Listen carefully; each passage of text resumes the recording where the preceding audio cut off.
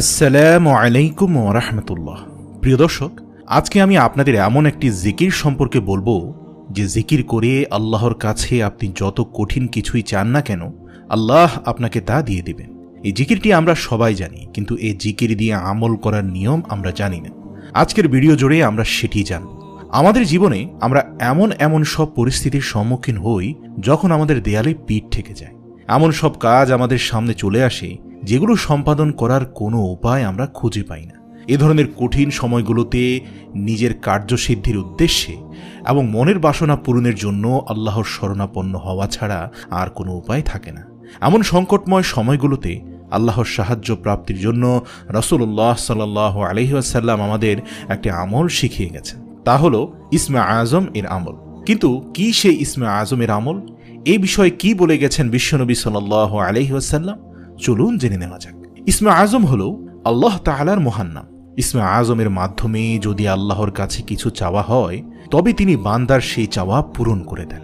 এই মহান নামের মাধ্যমে আল্লাহকে ডাকলেই আল্লাহ বান্দার সেই ডাকে অবশ্যই সাড়া দেন। এই মর্মে মহানবী সাল্লাল্লাহু আলাইহি ওয়াসাল্লাম থেকে হাদিসের অনেক বর্ণনা পাওয়া যায়।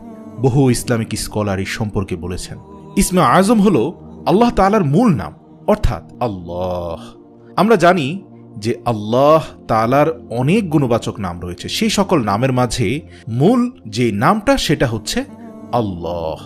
এই নামটিকে বেশিরভাগ ইসলামিক স্কলার ইসমে আজম হিসাবে আখ্যায়িত করেছেন।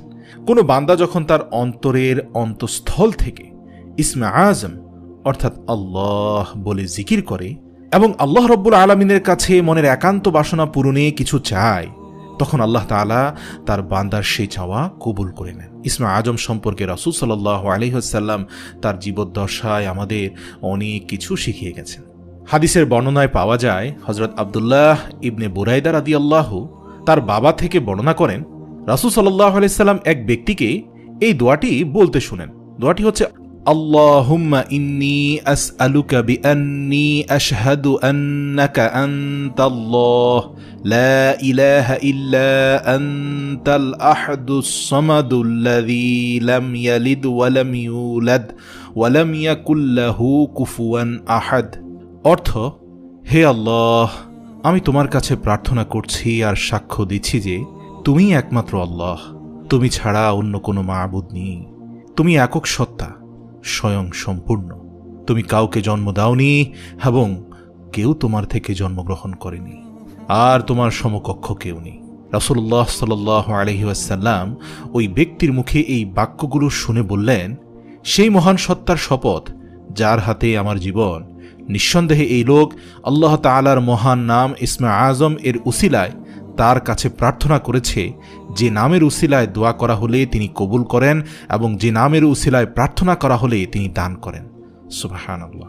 এই হাদিসের আলোকেই বিশ্বখ্যাত সব হাদিস বিশারদরা বলেছেন, এটি হলো সেই দোয়া যেটিকে ইসমে আজম বলা হয়।